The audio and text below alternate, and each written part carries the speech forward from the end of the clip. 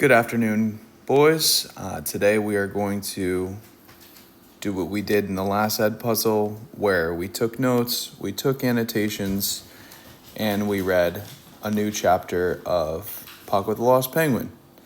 So let's get into it and not waste any time.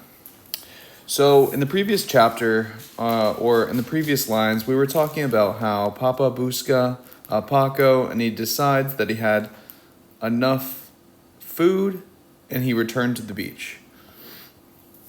So this is the Padre de Paco, and he says, Paco, a comer, which means, let's eat, man. So this is a phrase. It doesn't translate over very well because that's an infinitive, but a comer means let's eat. Paco escucha, this comes from the verb escuchar. I think we've seen this before in the story, to listen. So he listens to the voz de papá, de su papá, the voice of his father. This word ve comes from the verb ver, which means to see. So he saw his father and he saw y ve la comida. Paco está contento y come mucho. Happy. And he ate a lot, or eats a lot. Buscar comida es parte de la rutina diaria de la familia de Paco. Un día, mamá tiene hambre y ella va a buscar comida. Mamá come y Paco también come. So, buscar comida, sometimes when you begin a sentence in Spanish with an infinitive, it actually translates over in English to the gerund or the ing. So this could be looking for, because the infinitive is to look for. So that gerund, that ing, is looking for food, is part of the daily routine. This is a phrase you should probably know.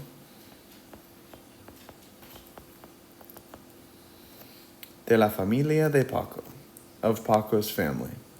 Un día, mamá tiene hambre, so mom's hungry, and ella va a buscar comida, and she goes in search for food.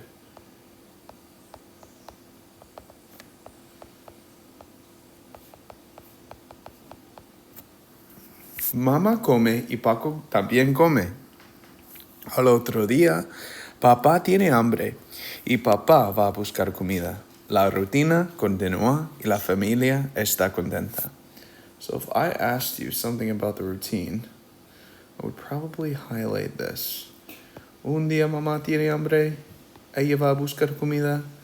Otro día papá tiene hambre y papá va a buscar comida. This is the rutina que continúa. Pero un día en febrero, one day in February, Mama mira a Paco y está alarmada. She's worried. Yo no sé por qué. Le dice a papá. She says to Papa. This comes from the verb decir, and that means to say. So she says this to Papa. So this is what Mama says to Papa. Papá, Paco necesita prepararse, necesita comer para tener suficiente energía para su transformación. So, sounds like Paco is going to have a transformation. And what does he need for that transformation? He needs comida, comer. Para tener suficiente energía. He needs to eat. He needs to eat in order to have sufficient energy for his transformation. This right here, the su, is a possessive adjective.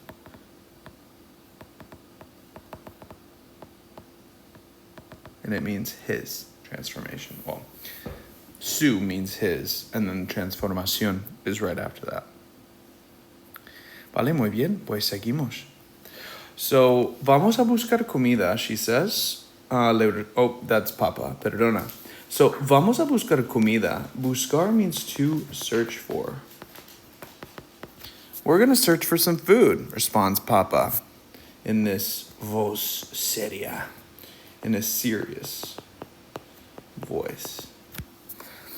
En ese momento, mamá y papá se preparan para buscar comida. Se preparan para entrar el océano. So they prepared themselves.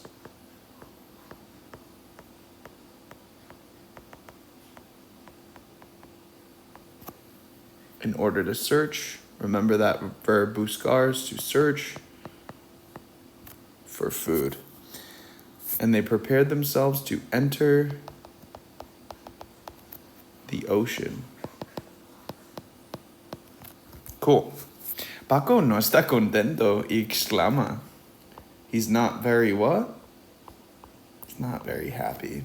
And he exclaimed, no me abandonen. Wow. I mean, that's pretty sad. Imagine being a baby and then being like, don't abandon me. Don't abandon me. No, vamos a abandonarte, Paco. She's like, we're not. We are not. Does anyone know what this ir plus a plus infinitive means? Going to abandon you, Paco. Vamos a buscar comida. Tú necesitas comer. Necesitas energía para tu transformación al adulto. And then what does Paco say? He's like, fast, quick, mom. They say, oh. No, that's what the Papa says. Papa Pinguino says this. He's like, quick, mom. Lady say, Papa Pinguino. Al océano. To the ocean.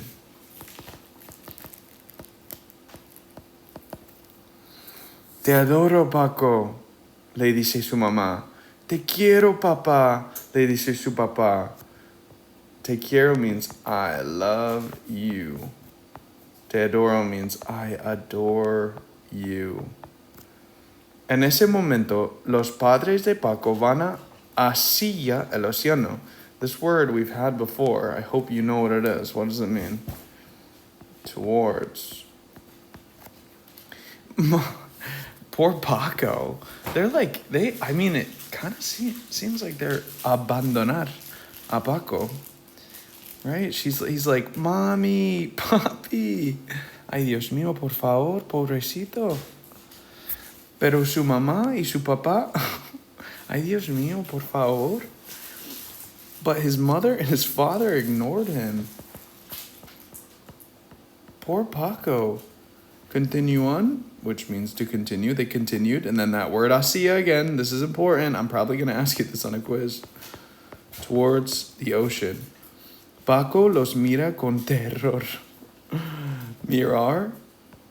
You might know what this word means. It means to look. So he looked at them. This is a direct object pronoun right here. It means them with terror. Poor Paco. No me abandonen. Estoy solo. Don't abandon me. I am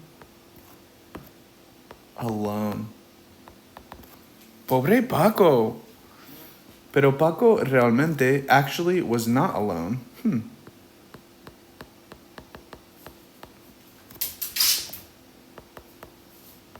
There's that word I again. I think we've seen this one as well. That means there is or there are. Because this is plural right after it, this would translate to there are. So there are, oh no, this is sad. So Paco realmente no está solo. There are many enemies in the area. ¿Qué problema? De verdad.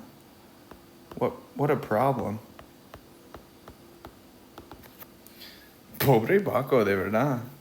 All right, so then we got capítulo 2. We'll probably do a little bit here, and then we can finish. So capítulo dos, remember, I mean, I don't know if you know this, but capítulos is chapter. So chapter 2, we got solo, that word again. It already appeared. It means alone. So alone in the beach. So Paco mira a su mamá y su papá, mirar, that verb again, mirar, to look. Looked at his mother and his dad, entrando al océano, entering. Ando is the ing in Spanish. So entering the ocean. Paco tiene miedo. Paco was, you guys remember this? We did this in class. Tener miedo means what?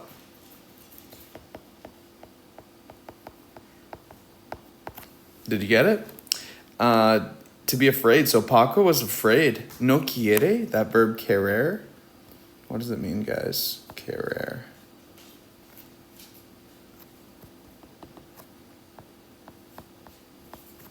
Oops. Let me put this up here a little bit further up.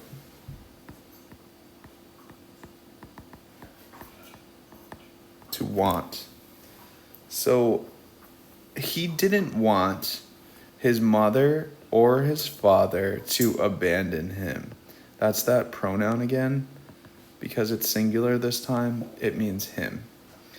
So he didn't want his mother or his father to abandon him. He didn't want them to entrar, to enter the ocean. Pobre Paco. All right, guys, we'll end here for the day. Remember, either you were doing these annotations as you were going along, but I still have the expectation that you're going to write one annotation for each paragraph, and that annotation is going to be in Spanish. Even if they're very, very simple, even if you make mistakes, that's okay. But it's very important that you make these annotations in Spanish so you practice your sentence building. All right? All right. Gracias, chicos. Have a good day. Adios.